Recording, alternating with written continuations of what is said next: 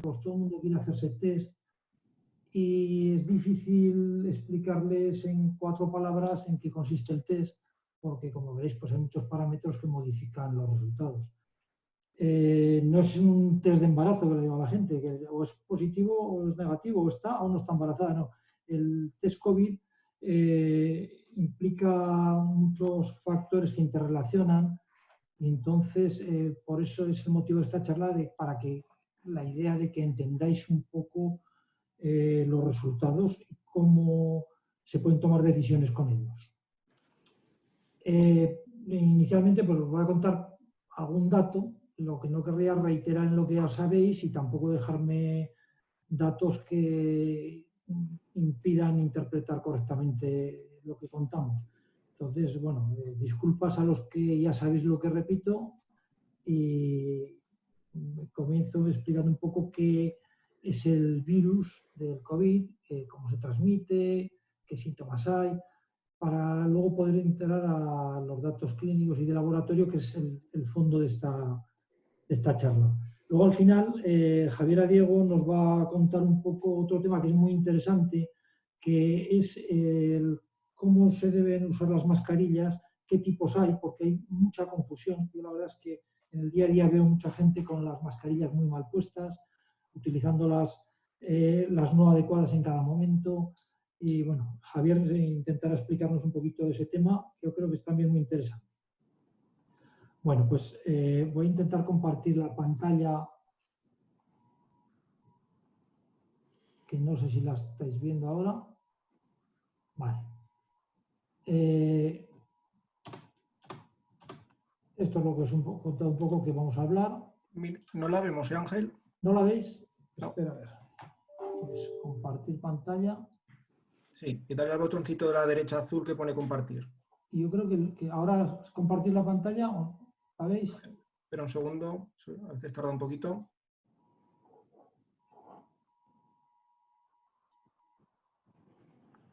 ¿No? Vale. ¿Nacho? No. ¿Quieres que lo comparta yo? Si no. Pero vamos a ver, yo tengo aquí compartir pantalla, en verde pulso, el anfitrión inhabilitó, estoy inhabilitado, ¿eh?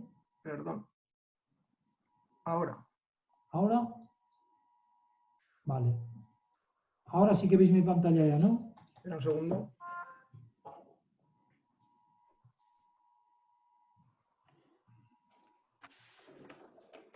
No, todavía no, Ángel. Pues yo a ver, compartir, vamos a ver.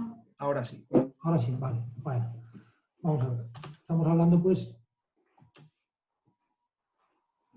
Bueno, primero os quería contar el porqué del nombre tan raro de este virus.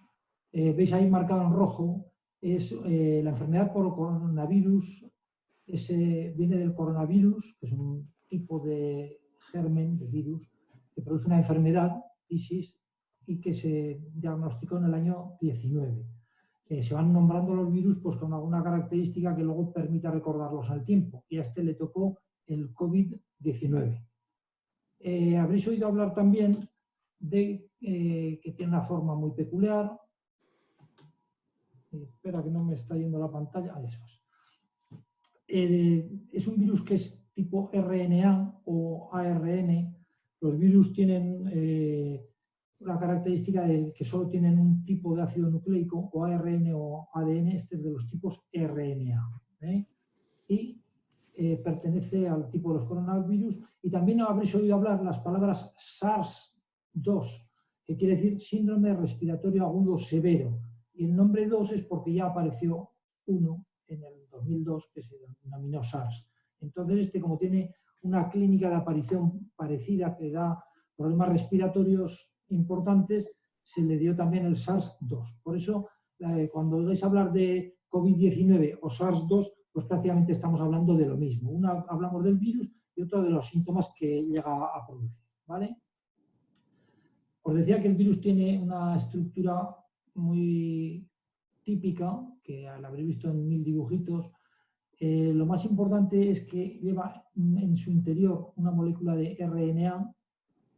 En la parte exterior lleva unas espículas, esos piquitos que de composición proteica que tiene su importancia porque va a participar en lo que es la agresión al organismo humano, y una capa protectora, que es una capa lipídica, que también es muy importante porque esta capa, los lípidos o grasas,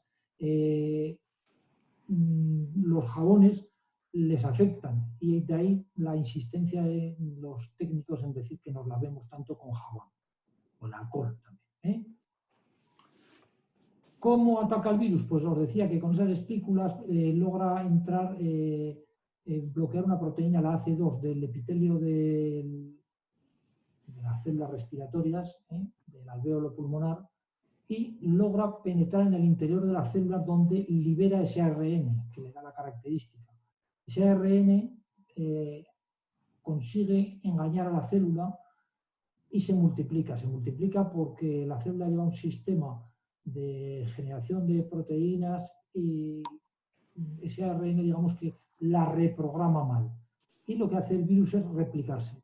Tal es así que cada célula afectada cuentan que puede replicar 100.000 virus, hasta que al final la célula está tan invadida que rompe y esos virus salen al exterior. Es el gran problema, que con un virus estamos creando 100.000 en una única célula nuestra. A medida que el patógeno se replica y se propaga, pues va a darnos otros problemas añadidos que dan las lesiones importantes en las vías aéreas. Hay gente que su sistema inmunitario responde muy rápido y logra bloquear al virus, pero hay gente que sufre el proceso inflamatorio, que es el que va a dar todos los síntomas más importantes de esta enfermedad, porque en el proceso inflamatorio de esos alvéolos pulmonares se liberan otras sustancias, no vamos a entrar en detallar nombres, pero que son las que realmente provocan lo que denominábamos, habéis oído nombrar, como la neumonía tan importante que produce este virus. Una de las incógnitas es que no se sabe el por qué a unas personas les produce una reacción tan violenta y a otras no. Pero ahí están las incógnitas de esta enfermedad. Mira, aquí os he dibujado es una copia que está disponible de una sociedad de genética, en la que el primer virus, que es la parte de color morado, no sé si veis por dónde paso el ratón, empieza a replicarse y sufre errores en esa replicación. Y algún virus cambia un poquito, alguna de las moléculas, y van apareciendo características distintas, ¿veis? Y se van produciendo distintos tipos de virus sin dejar de ser el mismo virus, pero es como las personas, somos humanos, pero nos distinguimos unos de otros. Por aquí veis cómo aparecen distintas características del virus. ¿Por qué cuento esto? Porque en definitiva sí que tiene su importancia, porque ha permitido seguir la enfermedad. ¿Veis? Aquí os decía que el primero lo hemos pintado en morado, y que luego realmente morados al final hay muy poquitos. Solo hay una línea que es la que participaba en China, que eran todos iguales. Pero conforme se ha ido extendiendo por el mundo, se han ido extendiendo esas variantes, esas mutaciones de los virus, y aquí veis la distribución en el mapa mundial, cómo han variado esos virus. Estos son lo que son las mutaciones, pero que nos permite seguir cómo se ha distribuido la enfermedad en el mundo. Esto, desde el punto de vista clínico, tiene poca importancia, pero sí que tiene mucha importancia para los epidemiólogos, para saber cómo se ha podido distribuir esta enfermedad por los distintos territorios. Bueno, ¿qué ocurre tras el contacto con el virus? Pues que el sistema inmunitario va a luchar fundamentalmente de dos maneras. El sistema inmunitario tiene un sistema de lo que llamamos la inmunidad celular, que habéis oído nombrar, los leucocitos y sus distintos tipos, que van a intentar eliminar esos virus. No solo eso, sino en general todos los patógenos. Hay unos virus especializados, los macrófagos, que van a intentar engullirlos y bloquearlos. Y además hay una liberación de sustancias que son también bloqueantes de esos virus, que son los anticuerpos, fundamentalmente las IgGs, IgMs y IgAs. Que estos van a tener una gran importancia porque somos capaces, se ha conseguido, detectarlos. Y son específicos para cada tipo de virus, los hay inespecíficos y los hay específicos. Bueno, pues las pruebas de laboratorio intentan buscar esos anticuerpos específicos de esos virus. A ver si me pasa página. Ahí. ¿Qué ocurre tras el contacto? Pues que esos virus van a agredir, van a liberar sustancias, y es una lucha. ¿Quién gana? Pues inicialmente hay personas, afortunadamente, que se habla de un 25% que lo están pasando de manera asintomática, el sistema inmunitario es muy potente y logra completar la eliminación del virus. Pero hay veces que no lo logra con tanta fluidez y puede progresar y producir complicaciones y secuelas que pueden incluso ser permanentes o incluso, como desgraciadamente hemos visto, llevar a la muerte.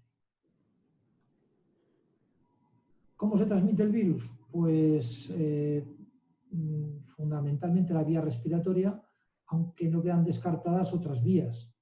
El Ministerio Español de Sanidad sigue la tesis de la OMS, nos cuenta al final de las informaciones que recibimos, es que se produce por contacto estrecho con las secreciones respiratorias que se generan con la tos, el estornudo o incluso las lágrimas de una persona enferma. Estas secreciones pueden contener el virus que si llegan a hacer contacto con el aparato respiratorio de otra persona puede ser infectado.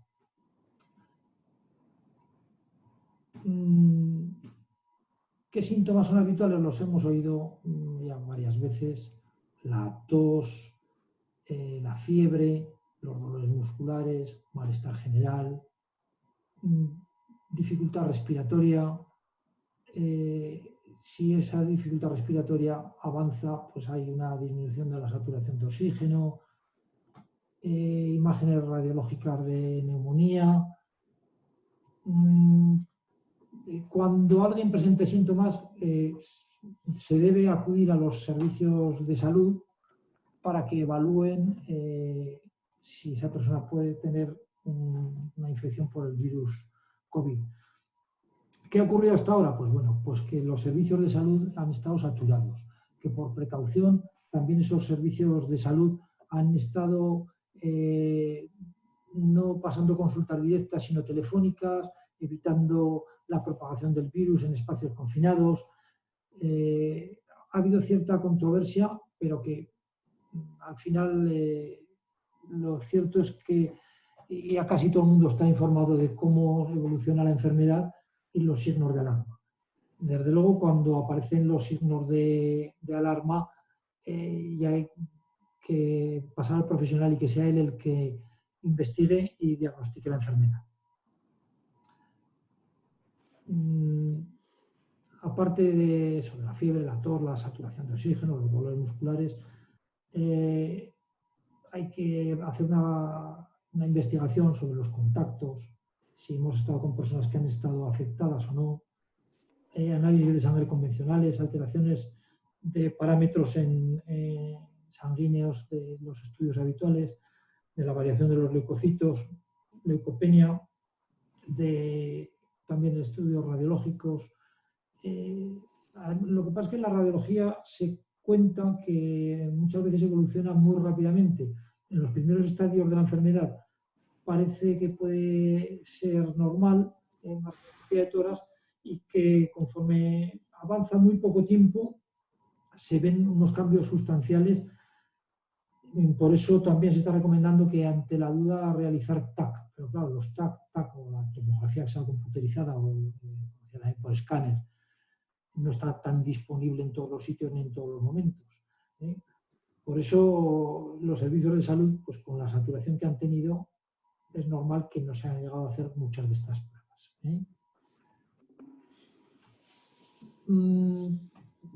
Vamos a entrar ya a lo que era el quid de la cuestión de esta charla.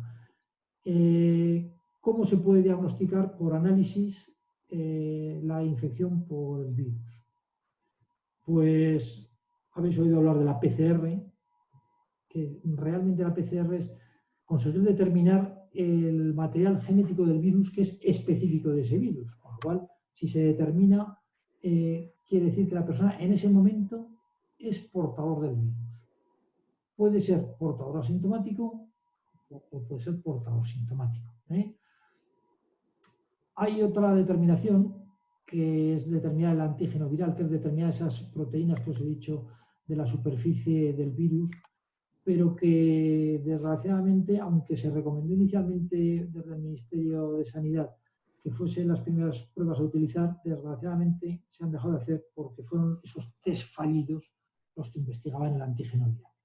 Y lo que sí que se está utilizando ya de rutina, que es un sistema muy seguro, pero como os contaré, da para lo que da, es la determinación de los anticuerpos IgM, IgG, o según qué laboratorio determina la IgA, pero la IgA es muy similar en evolución a la IgG. Normalmente ahora se está haciendo IgM e IgG. Que esto realmente lo que determina es cuando el organismo ha reaccionado contra la presencia de ese virus y ya ha generado estos anticuerpos. ¿Qué ocurre? Pues que estos anticuerpos tardan unos días en tener un volumen en nuestra sangre suficiente como para ser detectados. Luego hay unos periodos, que lo veremos un poquito más adelante, en los que todavía no están positivizados y sí que la persona está infectada. La pregunta de siempre, que es cantidad de gente me la ha preguntado, sobre todo en el mundo laboral, ¿cómo puedo saber yo cómo están mis trabajadores? ¿Cómo puedo no correr riesgos con los clientes entre los propios trabajadores de la empresa? Bueno, pues la respuesta no es fácil y vamos a intentar aclararla un poquito. Bueno, el diagnóstico por laboratorio, vamos a hablar primero de la PCR. ¿Qué ocurre? Si determinamos que está ese virus por PCR, nos confirma en ese momento que el paciente es portador del virus. Vamos a ver si os pongo la diapositiva exacta, es esta. Bueno, si determinamos que está el virus en el organismo, la persona ha entrado en contacto y generará más o menos gravedad de enfermedad, pero sí que la tiene, ¿vale? La determinación del antígeno viral, lo que os he contado. Vale, a ver, que me he liado con la diapositiva un poco. Vale. Y el diagnóstico específico mediante las inmunoglobulinas había de dos tipos.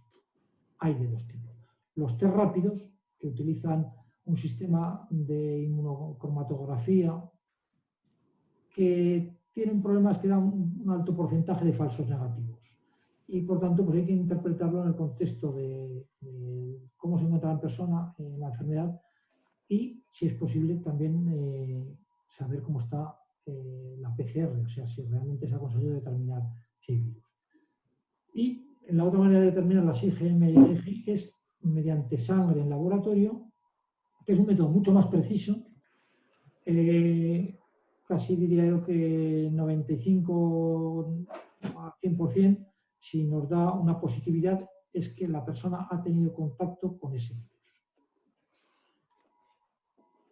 Ventajas de la PCR. Pueden darnos la positividad incluso 2 o 3 días antes de tener síntomas. ¿Por qué? Pues porque el virus ya está presente dentro de las vías respiratorias del paciente, pero aún no le ha llegado a producir síntomas como la tos, malestar, que sean detectables y puede ser que el paciente no note nada en absoluto. Incluso lo que os digo, 2 días antes. Es una gran ventaja. También detecta, por tanto, a los portadores asintomáticos, gente que lleva el virus y que no va a desarrollar la enfermedad. Pero si es negativo, nos indica dudas. Primero, si había tenido la enfermedad, que probablemente la ha superado, y si no la había tenido antes, os digo que hay falsos negativos por el sistema de toma de muestras que da bastantes errores. La otra ventaja de la PCR es que nos permite cuantificar lo que llamamos carga viral, con lo cual podemos ver la evolución de la cantidad de virus que lleva una persona. Y por tanto, si van disminuyendo, es muy probable que la persona esté venciendo la enfermedad. ¿Desventajas de esta PCR? Pues la técnica es difícil de realizar, no en el laboratorio, sino por los errores de toma de muestra. La muestra hay que transportarla en unas condiciones de seguridad muy especializadas. Tened en cuenta que lleva el virus, que hay que inhabilitarlo para que no pueda contaminar a nadie en el laboratorio ni en el transporte. Es una prueba que es un poco más cara por el sistema que se utiliza de diagnóstico. El último día que miré yo, pues andaban los laboratorios entre 100 y 140 euros por prueba. Ha habido muy poca disponibilidad de test. Todos sabemos la polémica que ha habido con los test. Hoy parece ser que ya empieza a haber más test. Hoy me han contado que en el centro de salud de aquí han empezado a hacer test, que en otros lugares ya les han llevado y ya están formando al personal de cómo realizar las tomas de muestra. O sea, va a ser dentro de unos días ya una prueba mucho más habitual y por supuesto que da mucha información. Sí que requiere eso el personal especializado y sobre todo las condiciones de seguridad. Ten en cuenta que estamos hablando de que es una enfermedad muy contagiosa y nos tenemos que aproximar al sistema respiratorio de esa persona. Hay que hacerlo con material de protección adecuado. Y lo que os decía, si es negativa, no nos garantiza un 100%. ¿Por qué? Pues porque en la toma de la muestra hemos podido no coger el virus. De hecho, esta diapositiva la he cogido de otro webinar precisamente de un laboratorio fabricante de los test PCR, en las que nos decía que si la toma de muestra se toma en esputo, solo un 72% de los casos salen positivos de los que realmente estaban. Si se hace por lavado broncoalveolar, que solo se puede hacer mediante intubación de la persona, o sea, llegando al fondo de los pulmones, ya nos da una sensibilidad de un 93%, muy alta. Si se toma solo de la faringe y de la boca, solo un 32%. Y si se toma nasofaringea, que es la que se está haciendo habitualmente, 63%. ¿Qué quiere decir con esto? Pues bueno, que de lo que se puede tomar ambulatoriamente, el 63% de los positivos nos lo va a dar, pero se nos va a escapar un 37%. Por eso es una buena prueba si sale positiva, pero los negativos siempre nos dejan la duda de si realmente es un negativo. Desgraciadamente es así. Yo por eso quería explicar en esta charla qué son las características de este tipo de análisis, porque ya veis que no es un sí o un no, sino que puede haber muchos márgenes de error y ambigüedades. ¿Qué ocurre si es positivo en la primera muestra? Pues bueno, pues está claro, es portador del virus. En ese momento el paciente es portador del virus. Habrá que ver la situación clínica en la que se encuentra, pero es portador del virus. Por tanto, puede contagiar a otras personas, tiene su importancia, saber que es una persona que tiene que mantener su aislamiento y el entorno con el que se relaciona con los sistemas de protección de manera más extrema, requiere ese aislamiento, aunque sea domiciliario, pero si un PCR positivo está asintomático, aún así tiene que quedarse confinado en casa para proteger a los demás y usar las medidas de higiene que luego comentaremos extremas. Seguimiento médico por si aparecen complicaciones, porque hay gente que las complicaciones no las presenta en los primeros momentos y luego cuando las presenta aparecen de manera muy violenta. Nos comentaba el otro día una compañera de la UBI que en 24 horas le cambiaban pacientes de estar prácticamente asintomáticos a pasar a tener que intubarlos. Y, por tanto, los PCR positivos habrá que hacer un seguimiento si se negativizan por PCR y valorar las IgG e IgM que luego comentamos. Bueno, espero que con esto de la PCR ya quede claro que no es una prueba que nos dé una fiabilidad absoluta, aunque nos aporta grandes datos. Si en una persona es negativo en primera muestra sin haber sido positivo o sucesivas, pues bueno, lo que os digo, queda una duda. No garantiza que no sea portador del virus, por esos errores. Y si tiene síntomas hay que ir repitiendo las pruebas PCR, IgG, IgM. Si es negativo en muestras sucesivas tras haber sido positivo, pues bueno, probablemente es que se ha eliminado el virus, pero no garantiza, por esos márgenes de error, que no sea portador del virus. Por tanto, debe seguir guardando las medidas de seguridad hasta que logremos una valoración de las que ahora comentaremos de IgG e IgM. Aquí tenemos una evolución de cómo se evoluciona la PCR, la carga viral, cuantificando el número de virus que lleva una persona, la carga viral. Los críticos, como veis, es la línea naranja, la de arriba, y por tanto en toda la evolución tienen alta probabilidad de transmisión porque siguen teniendo una alta concentración de virus. Los graves van cayendo más lentamente conforme logran vencer la enfermedad. Por tanto, a partir del 15-20 días ya es muy probable que no logren transmitir el virus, y los leves tienen un gran problema porque aunque son leves o incluso asintomáticos, durante los 8 o 10 días siguientes al contagio pueden transmitir la enfermedad. Es el gran problema y es por lo que se ha transmitido muchas veces la enfermedad sin saber de dónde nos ha venido. Bueno, esta es la otra prueba, la determinación del antígeno viral, que no me va a entretener mucho porque en este momento, que os se sepa, no se está haciendo y es por lo que os he dicho. Por la baja sensibilidad que hubo en las primeras que trajeron, y aunque al principio la Sociedad Española de Enfermedades Infecciosas y Microbiología la recomendó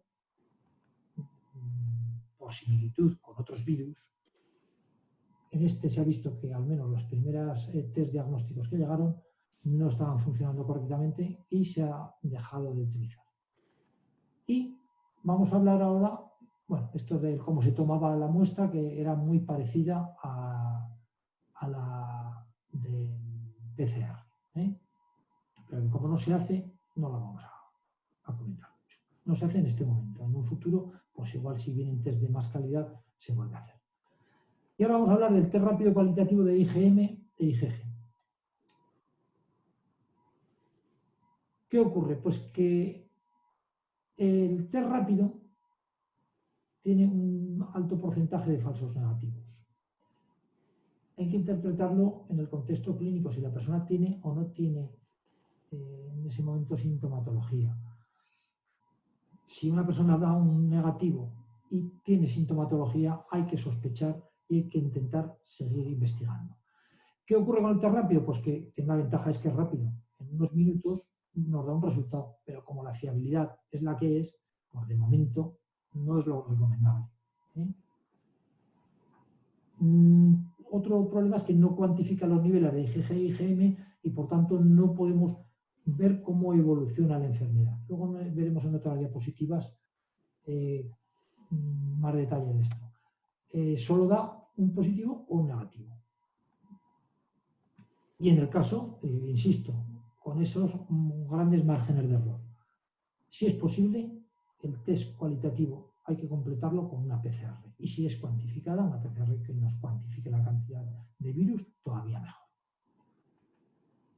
Este es el test ELISA, que este es muy preciso. Nos va a medir IgA, IgM e IgG. Nos va a dar un resultado que va a significar la respuesta del organismo al virus.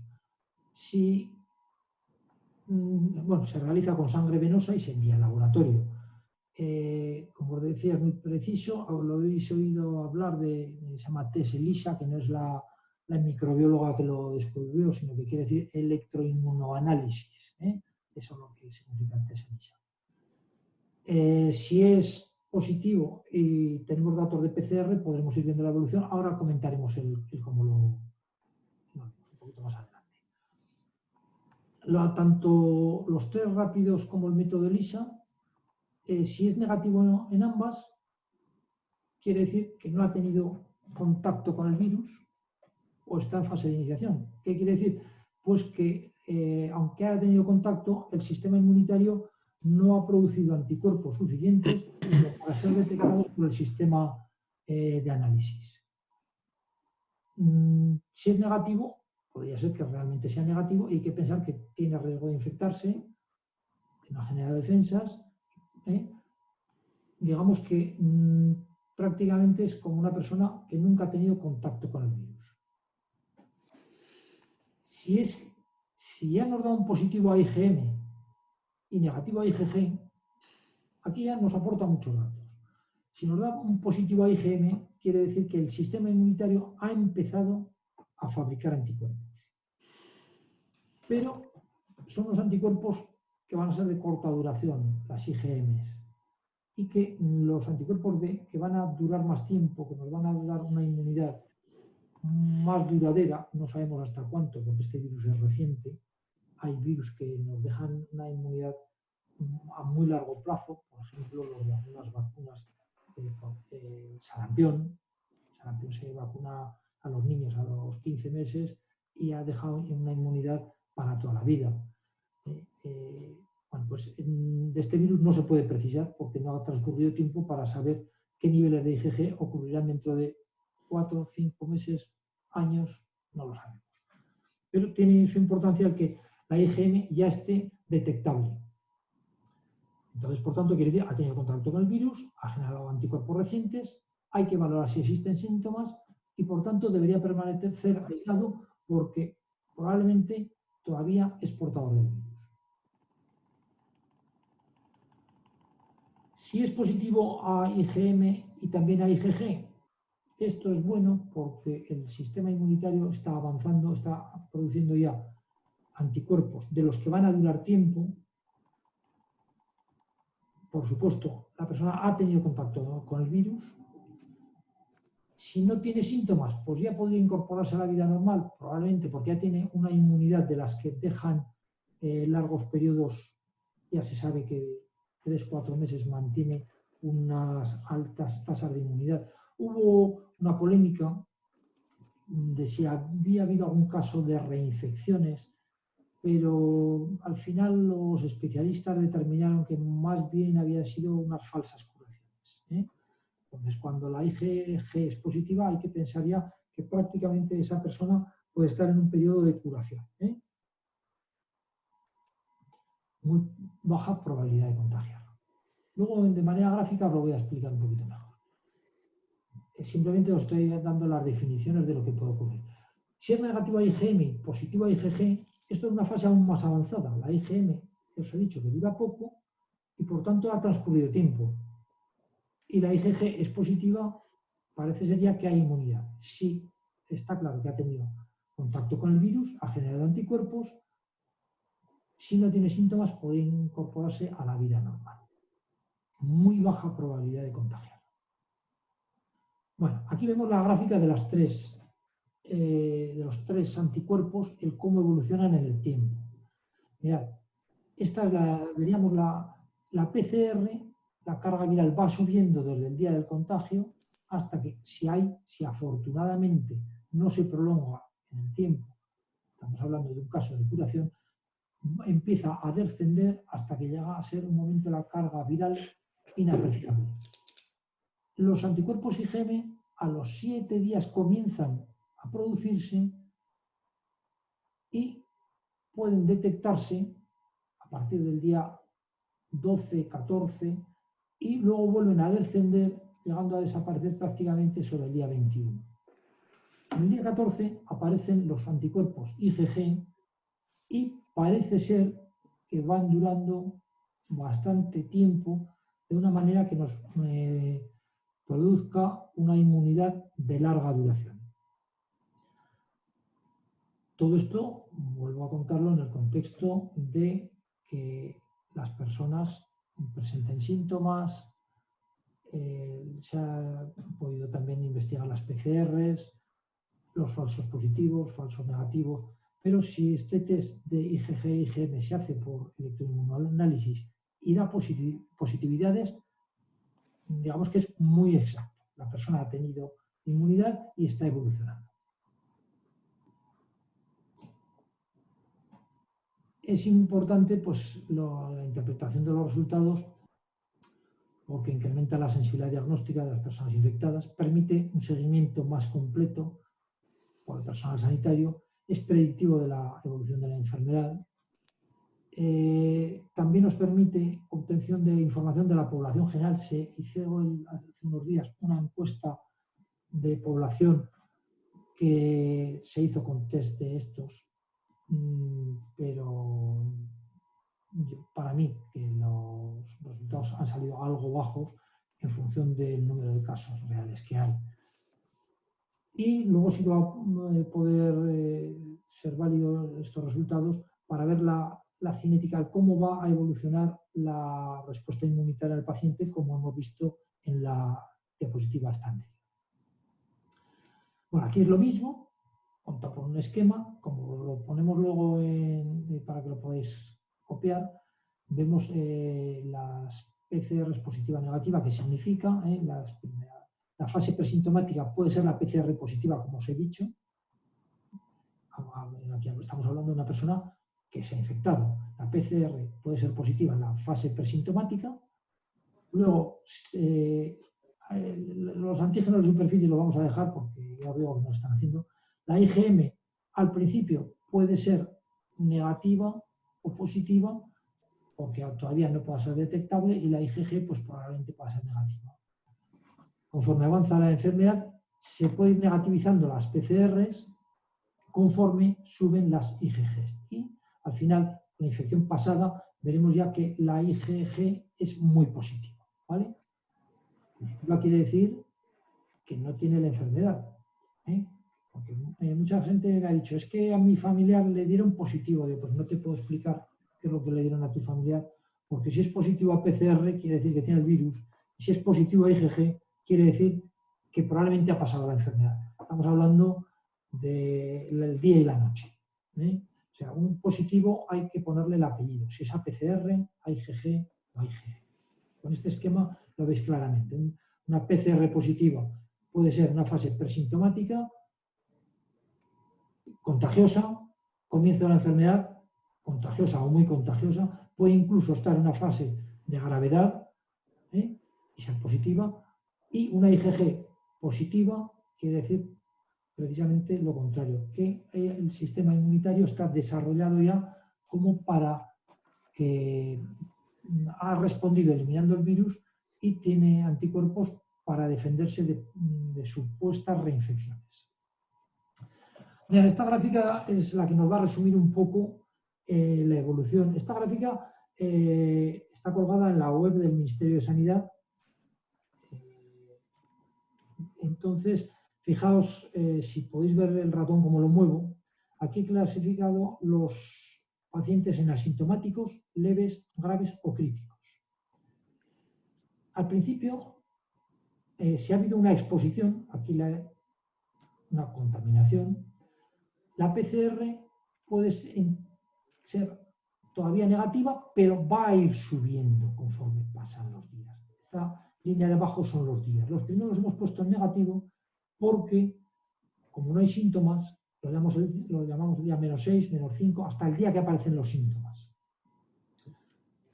Estamos hablando de que el asintomático no llega a tener ni síntomas, pero como veis, en rojo puede ser contaminante, puede contagiar. A lo mejor si no tose menos que los demás, pero es portador del virus y por tanto lo puede transmitir. El paciente que es leve, quiere decir que ya tiene algún síntoma, fundamentalmente ya tiene tos, ese estado de muy transmisible se nos va a alargar desde el día de la exposición, que son unos 7 días, más otros 7 días, 14 días de la exposición. Y solo 7 desde el comienzo de los síntomas, 7 u 8, los leves. Si pasamos a un estadio ya con más gravedad, va a ser muy transmisible hasta 18-20 días. Y los críticos, como poníamos en la otra gráfica de curva, hasta que logran vencer la enfermedad son muy transmisibles, por tanto, muy contagiosos. A la vez que os digo esto, aquí podéis ver cómo evolucionan la PCR, que está positiva en los leves 14 días, en los graves o críticos se puede alargar en el tiempo. La IgM empieza a aparecer sobre los 7-8 días y se alarga, no mucho, pero se alarga. Otros 7-8 días hemos visto en la curva anterior, ¿lo veis? Hasta el día 21. Y la IgG, que empieza a aparecer sobre el día 12, pero puede ser las primeras fases no detectable, por eso está aquí un poco barrada, y se alarga en lo que se sabe hasta varios meses. Bueno, pues esto es un poco el mare magnum y la complicación que puede haber para la interpretación de los resultados. Con esto, pues ya desde el punto de vista clínico, os he puesto aquí lo que llamamos un árbol de toma de decisiones, que en función de si la PCR es positiva o negativa, ya veis, si la PCR es positiva y los test ELISA son positivos, está la infección activa, hay que hacer un seguimiento, pero bueno, esto ya para el personal sanitario, lo que llamamos unas tomas de decisiones. Pueden ser más o menos simples, como esta, las haya más complejas, en la que en función de si es personal de riesgo o no, pero esto en definitiva son árboles de toma de decisiones ya para el sistema sanitario, para los médicos y los centros de diagnóstico, para saber cómo hay que obrar, si hay que repetir las pruebas de PCR, de IgG, de IgM, y por tanto ya no tiene validez ahora para lo que queríamos comentar. Pues bueno, pues esto es un poco lo que yo os podía decir. Yo le paso ya la comunicación me gustaría haber sido claro dentro de la complejidad del sistema y que lo hayáis entendido. Si no, pues bueno, tenéis una posibilidad de hacer un chat y si os queda alguna duda, al final de la charla intentaremos comentar. Ya le paso pues a Nacho que coja las riendas y pase a Javier para que os explique un poco los sistemas de protección. Vale, gracias Ángel. Únicamente en la parte superior de tu pantalla tienes un botoncito rojo que dice deja de y así ya dejas de compartir. Perfecto. Hecho. Venga, pues lo dicho. Gracias Ángel. La verdad es que una excelente presentación. Toma la palabra ahora Javier Adiego, que nos va a hablar sobre las medidas de protección que deberíamos tener pues, para evitar los contagios entre trabajadores y clientes. Buenas tardes, ¿me escucháis todos? Sí, perfecto. Javier. Bueno, pues vamos a hablar de qué medidas debemos de tomar para evitar el contagio entre los trabajadores y clientes. El problema de este virus es realmente su facilidad de contagio. Su facilidad de contagio porque... que no me pasa.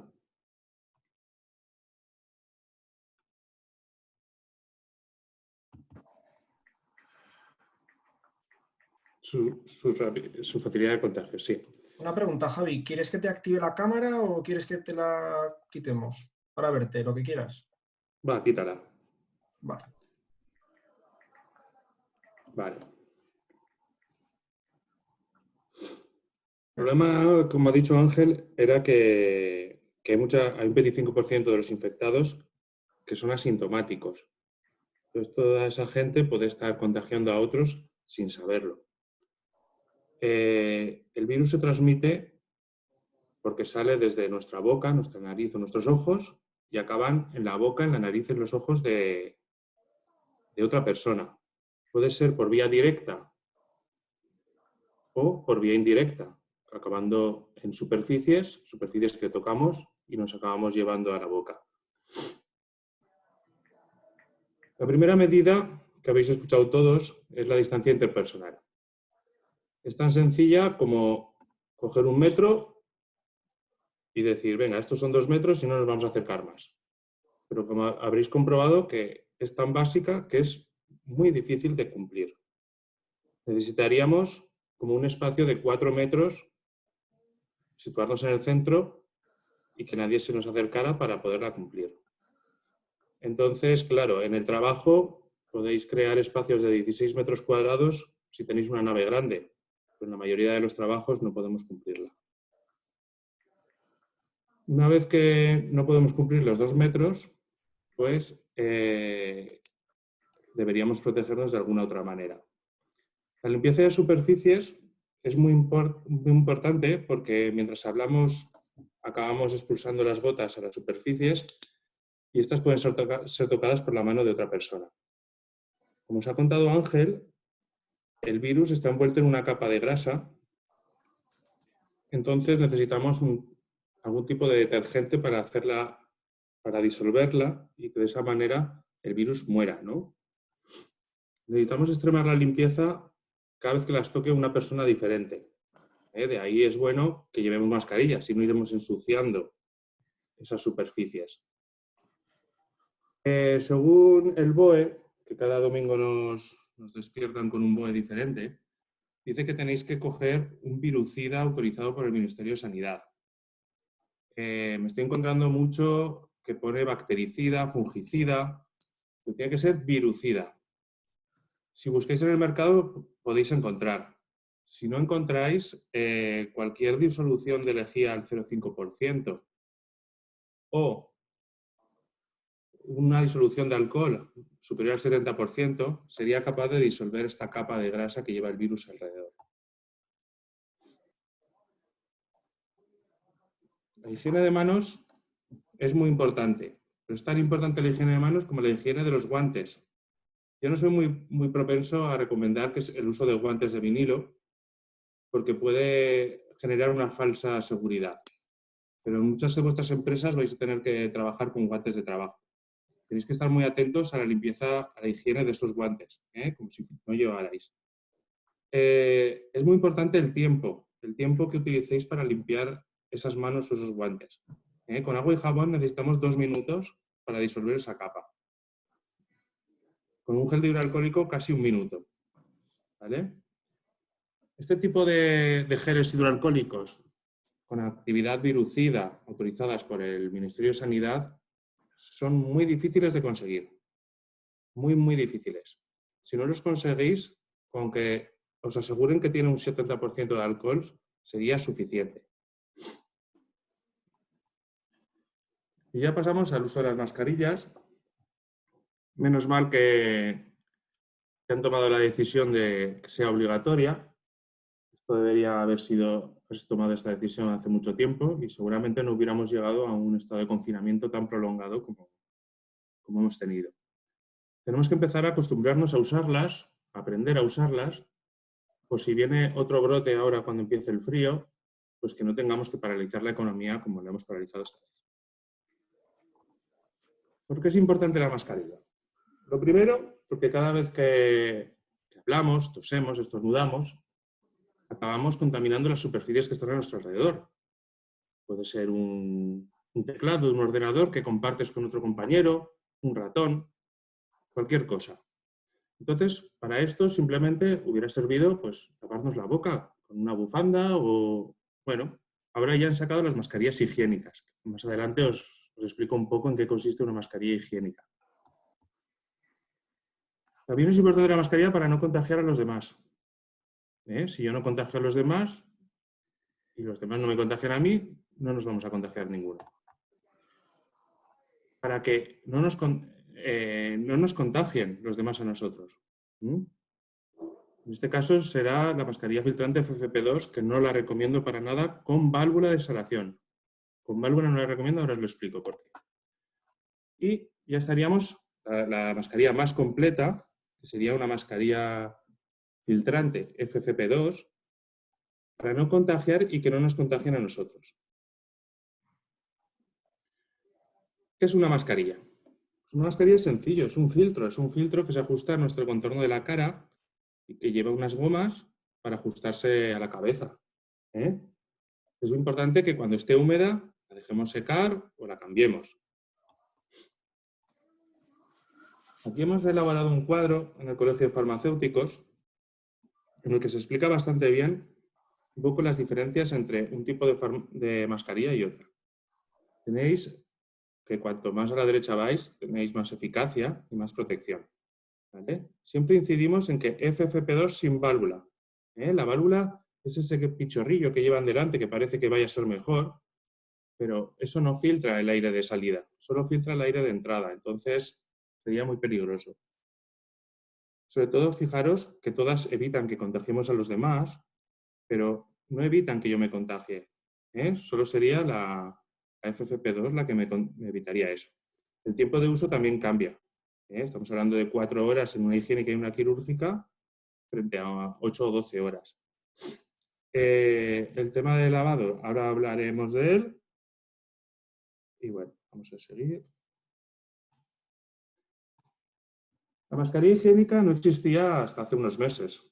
En realidad, como dependíamos tanto del mercado exterior, y el gobierno tuvo que crear una nueva categoría de mascarilla higiénica que se fabricara en España con unas ciertas normas mínimas.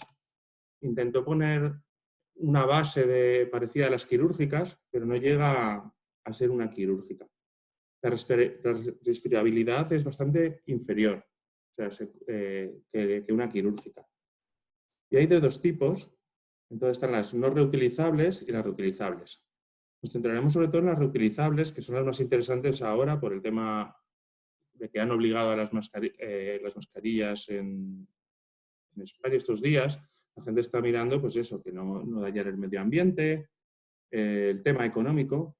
Entonces vamos a ver que no cualquier mascarilla es reutilizable y qué normas tiene que seguir. El uso máximo es igual que el de las quirúrgicas, 4 horas. Vale, esto es lo que tenéis que mirar. La UNE 00641 es la normativa para las mascarillas higiénicas de adulto, desechables. ¿Vale? Es una mascarilla muy similar a una quirúrgica de las que conocéis, pero suele ser blanca o de un color liso, así que las quirúrgicas son de 2 colores. Luego tenemos la 00642, que esta es para las mascarillas higiénicas desechables, o sea, no reutilizables, pero infantiles. Y luego tendríamos la UNE 0065. Esta es la importante. Cuando compréis una mascarilla reutilizable, lavable, que parezca de tela, tenéis que buscar que ponga esta norma. Si no cumple esta norma, no es una mascarilla. Seguramente sea un apaño casero que ha hecho una persona con toda la buena intención del mundo, pero no lleva unos estudios detrás. Entonces, la UNE 0065 lo que dice es que una mascarilla higiénica lavable tiene que reunir unos requisitos de filtración y, sobre todo, tiene que poner en el envase la metodología de lavado y cuántos lavados máximo, porque tampoco son para siempre. A base de lavarla va perdiendo capacidad su filtro y sería peligroso seguir utilizándola.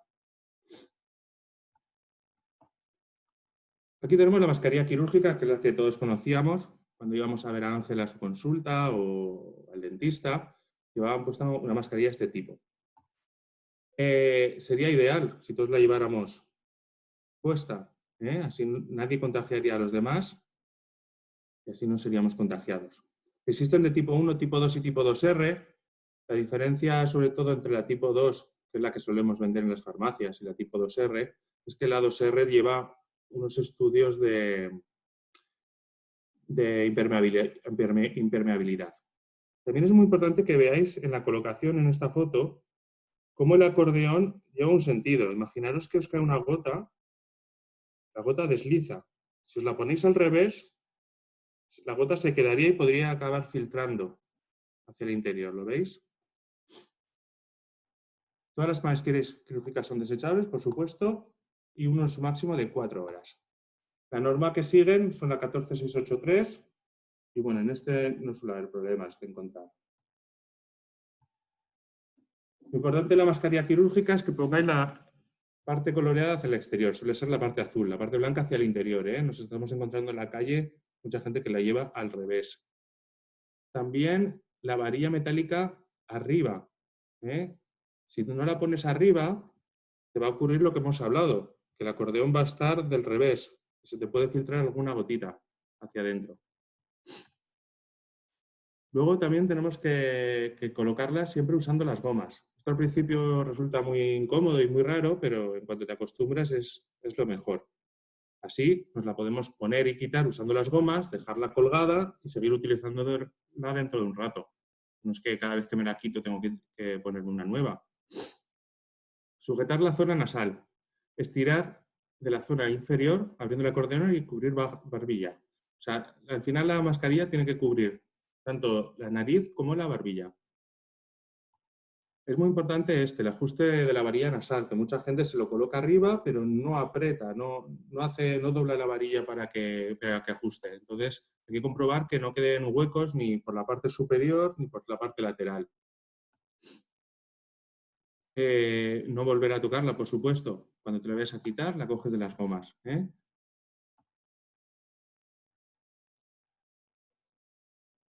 Los errores típicos, como os he comentado, era ponérsela del revés, tocarla con las manos. Esto es algo muy típico cuando la gente viene a la farmacia y como no nos entendemos, se la quitan para hablar. A veces estamos acostumbrados a leer los labios y resulta muy difícil la comunicación con mascarilla. Esto también es muy típico porque realmente pues, dificulta la respiración un poco. Desde luego que eso es mejor coger una quirúrgica que una higiénica, ¿no? Porque tiene mejor respirabilidad. También es más fácil respirar con una quirúrgica que con una FFP2. Personas que tienen problemas respiratorios, pues quizás deberían intentar buscar alguna que tenga muy buena respirabilidad. Llevarla en el cuello es otra típica, llevarla en la frente es otra. Entonces hay que intentar, tenemos ahora todo el verano para acostumbrarnos a llevarla, para aprender y para no cometer este tipo de errores.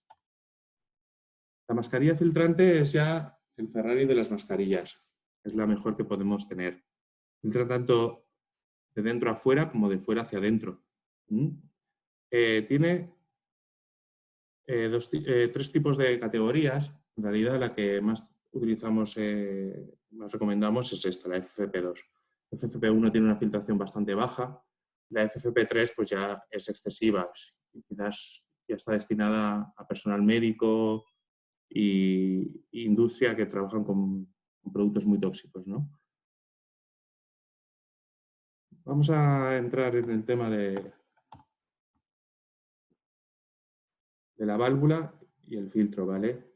La gente estaba muy confundida, nosotros los primeros, parecía que si llevaban válvula iba a ser mejor.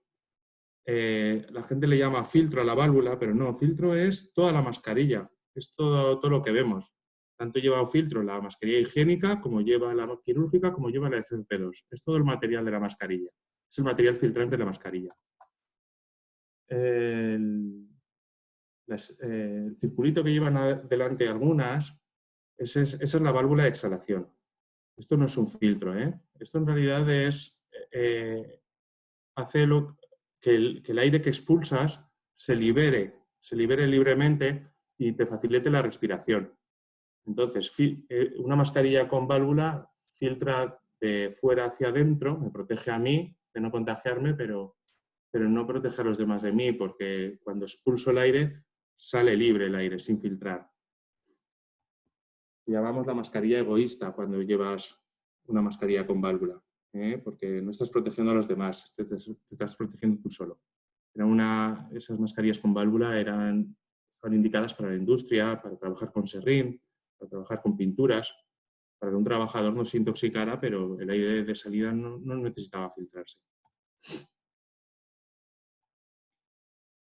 FFP2 sin válvula, que es la que vamos a recomendaros, tiene un poder de filtración del 94%. Filtra en ambos sentidos, filtra de dentro hacia afuera y de fuera hacia adentro. Estoy viendo una cosa a las 8.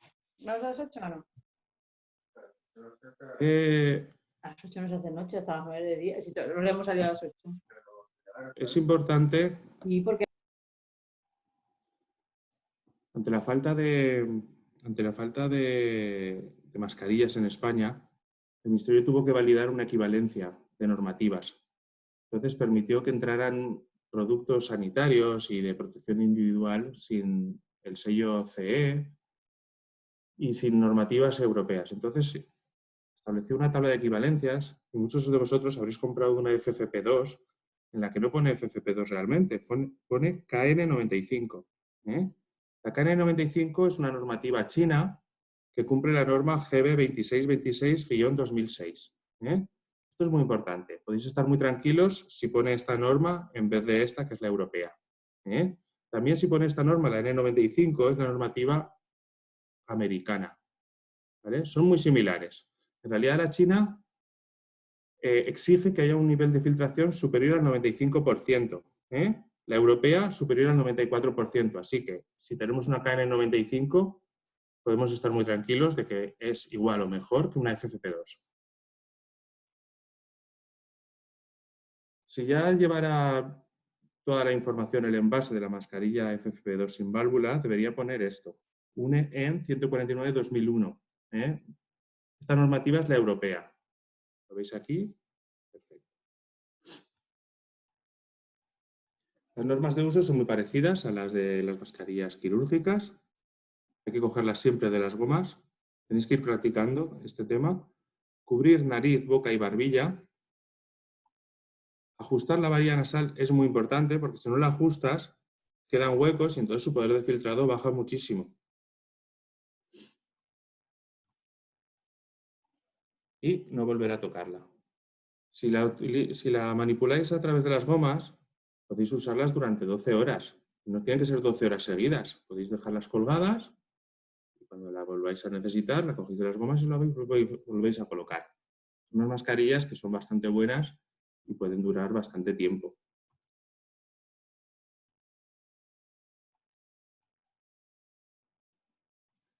Su uso está preparado para una jornada laboral, como dice aquí.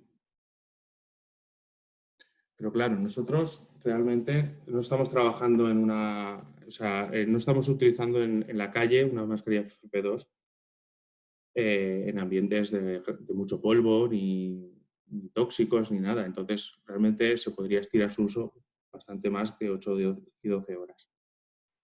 Está el tipo de no reutilizables y las reutilizables, aunque en realidad las reutilizables no las he visto yo nunca. Yo creo que en España no existen. Reutilizable, ojo, que las FFP2 reutilizables no son lavables. Reutilizable no quiere decir lavable. Se puede decir, reutilizable quiere decir que puedes limpiar lo que es el contorno de la mascarilla para limpiar lo que es el ajuste de la mascarilla con tu cara. Pero no son lavables. Por eso nosotros esta presentación la hicimos hace unos días.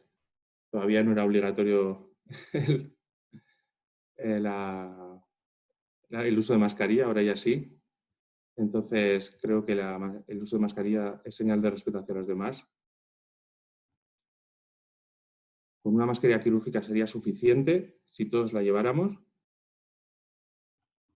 pero como no podemos asegurarnos de los imprevistos del día a día, cuando bajas a sacar la basura y te cruzas con un vecino en la puerta, le ayudas a abrir la puerta del portal, ahí te estás acercando más de 2 metros y si no llevas mascarilla estás poniendo en peligro. Entonces, de momento, hasta que no todo el mundo la lleve y se acostumbre, una FFP2 sería lo más interesante. También es importante que nos estamos encontrando, desde que se reactivó la economía, un poquito, que la gente usa mascarilla en el trabajo y cuando sale de él no la usa. Entonces hay que llevarla desde que sales de casa hasta que vuelves a casa. Así que llevar mascarilla así es como llevar la ropa interior así. Pues muchas gracias por vuestra atención y espero que os haya ayudado de algo.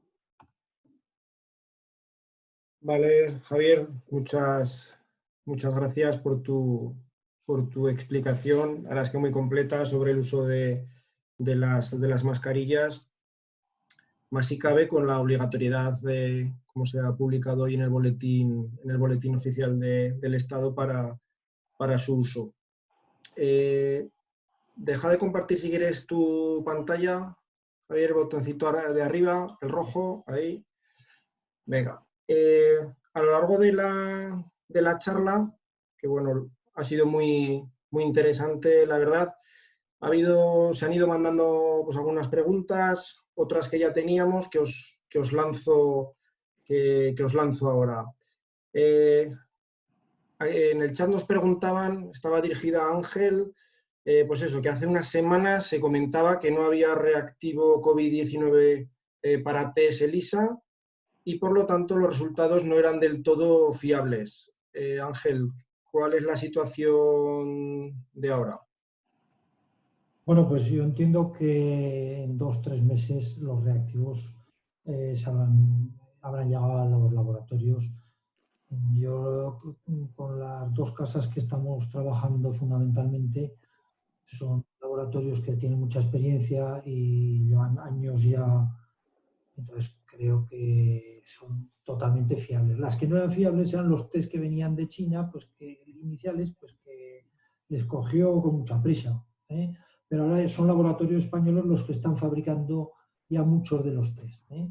Entonces, para mí que la fiabilidad es absoluta, pero vamos, no me compete a mí dar una validación de esos test, sino pues, al Ministerio de Sanidad, que entiendo que tiene que pasar sus sistemas de filtraje, ¿eh? Vale, perfecto. Esta es para Javi, también la han puesto ahora en el chat. Javi, ¿qué es mejor? ¿Dejar las mascarillas tras su uso colgadas al aire libre o guardar en un envase cerrado? Sí, lo importante es que las mascarillas retienen mucha humedad. Entonces, dejarlo en un envase cerrado podría producir que se generaran hongos, normalmente al aire libre que se sequen y luego la cuelgas de la propia goma y luego te la vuelves a poner de la propia goma. Si la metes en un envase cerrado, lo que vas a hacer es que el propio envase lo vas a contaminar de virus. Cuando la vuelvas a coger, ya ese virus puede estar incluso en la parte de dentro de la mascarilla. Por eso las mascarillas ideales son desechables, de usar y tirar, pero bueno, yo entiendo que ante la escasez tenemos que intentar aprovecharlas. Yo me la cuelgo de la pantalla del ordenador y cuando necesito volver a ponérmela, me la vuelvo a colocar. Vale, perfecto. Las mascarillas de tela, preguntan, Javi, ¿sirven, no sirven? A ver, es que mascarilla de tela, hay muchas mascarillas de tela. Sirven aquellas que cumplen la normativa UNE 0064 o UNE 0065. No sirven las que nos hacía la vecina del quinto o incluso hay industrias que están haciendo mascarillas. Tienes que buscar que cumplan una normativa estricta. Vale, perfecto. Una pregunta, Javi. A partir de hoy, bueno, es obligatorio llevar la mascarilla, por tanto su uso se va a multiplicar. ¿Tú crees que puede haber problema de desabastecimiento ahora, a día de hoy? Es una duda, pero yo creo que no va a haber desabastecimiento. No, yo creo que no va a haber problemas. Vale, perfecto. A ver, por aquí preguntan también que si las mascarillas se pueden esterilizar con vapor de agua, FP2. No, a día de hoy no está nada comprobado. Hay estudios que hablan de meter las mascarillas FFP2 a 70 grados en el horno durante 30 minutos, que parece que sí, que va bien. También se pueden esterilizar, pero claro, nadie tenemos un autoclave en casa para esterilizarlas. Así que de momento yo no me pronuncio al respecto. Vale. Ángel, otra pregunta. En la webinar hay varios empresarios que se han inscrito. Alguno nos preguntaba, ¿tengo que hacer test a mis trabajadores? Y si tengo que hacerlos, ¿a quién los pido? Vamos a ver, estamos en un periodo de transición. Hemos pasado de no tener test a empezar a tener test. El saber no ocupa lugar. Cuanto más se sepa de cómo está una persona, pues va a ser mucho mejor. Realmente esto le compete a salud laboral. Todas las empresas ya sabemos que desde hace unos 20 años tienen la obligatoriedad de tener un servicio de prevención propio, si la empresa es grande, que le da para tener un servicio de prevención propio, o ajeno, que es lo más habitual en el tipo de empresas que tenemos en nuestro entorno. Entonces, las empresas que tengan dudas de si sus trabajadores pueden contaminar o ser contaminados en el trabajo o en qué situación están en ese momento, que es al final una prueba te da la situación de un momento, tienen que hablar con su servicio de prevención y él les indicará qué deben hacer y cómo deben realizar las pruebas. Nosotros hemos colaborado con un par de servicios y la verdad es que ya están haciendo los test. Sobre todo están haciendo anticuerpos, IgG. Vale. Otra pregunta que nos decían, Ángel. Imagínate que mañana hacemos el test a nuestros trabajadores. Una empresa, pues 30 trabajadores. Y no sale nadie positivo, nos dan los resultados, no sé, 6, 7 días después. Sabemos la foto de ese día, hace 6 días, pero no tenemos, la información ha podido cambiar. ¿Es así? Es así. Es un problema de salud. La salud, cualquier reconocimiento médico es del momento, de cómo se encuentra uno en ese momento. Podrá dar, según los parámetros que se miden, unas indicaciones, pero todos hemos oído eso de le hicieron un chequeo y a los 3 días tuvo un infarto. En el mundo del deporte todos sabemos y conocemos gente que ha sufrido problemas serios, incluso muerte, después de haber tenido los reconocimientos. Los reconocimientos médicos, y entre ellos las pruebas diagnósticas del COVID, te dan, primero, que hay un gran volumen de posibles fallos y luego que te dan la situación de ese momento. Pero también te dan la tranquilidad de saber que, si por ejemplo no tienen anticuerpos, pues que no han estado contaminados. O sea, que hasta ese momento, por lo menos, no han estado contaminados. Perfecto. ¿Alguna otra pregunta, Javi, en relación a las mascarillas? Veo aquí en el chat, por ejemplo, Javier Barrio, aprovecho y le mando un saludo, pregunta que dice que en algunos hospitales se han usado FFP2 con válvula y debajo una quirúrgica para no contagiar. ¿Eso es viable? ¿Es un poco apaño? Son apaños caseros. Está bien pensado. Yo lo haría más al revés. Pondría la quirúrgica por encima para tapar la válvula. Porque tengamos en cuenta que el ajuste es lo importante de la FFP2. Entonces, el ajuste te lo haría la FFP2 y luego por encima taparías la válvula con la mascarilla quirúrgica. Vale. Otra pregunta, hay bastante interés sobre el tema de las mascarillas. Dice, ¿las mascarillas con válvula se pueden tapar como me hicieron en el hospital y ya la dieron por válida? Más o menos es lo que dices. Sí, yo entiendo que la pregunta es parecida. Que ¿cómo Vale. podemos hacer si ya hemos comprado unas FFP2 con válvula para no contagiar a los demás? Sería un apaño, pero bueno, está bien pensado. Podríamos poner una quirúrgica por encima, ¿eh? Vale, pues bueno, si os parece bien, ¿hay alguna otra pregunta más que se nos ha quedado un poco por ahí en el tintero? Únicamente desde INP Formación y como mi persona también, agradeceros a los dos esta participación la verdad es que yo creo que ha sido muy positiva, ha sido muy didáctica. Hay muchas dudas sobre los test, Ángel, yo creo que lo has explicado muy bien. Y hay muchas dudas, Javi, sobre el uso adecuado de las mascarillas. Y creo que ha sido una presentación, la verdad es que muy provechosa y os queremos dar las gracias por vuestra participación. Al resto de los participantes, pues lo mismo. Gracias por dedicar vuestro tiempo en esta webinar que hemos organizado desde INP Formación, informándoos pues, que a partir de mañana pasado estará alojada en nuestra página web junto a la presentación que han utilizado Ángel y Javier y que os mandaremos un aviso al correo electrónico para indicaros cuándo podéis ya descargarla, tanto el vídeo como la presentación. Sin más, agradeceros a todos vuestra presencia y para futuras webinars os mantendremos también informados. No sé si Javier y Ángel queréis decir algo. Pues muchas gracias, Nacho, por haber contado con nosotros. Y espero Gracias que nos veamos pronto. por perder una tarde de primavera tan buena oyendo hablar de temas médicos. Bueno, hemos invertido tiempo yo creo, en un contenido de calidad, Ángel. ¿Vale? Venga, gracias, hasta luego. Gracias a todos. Hasta luego. Hasta luego.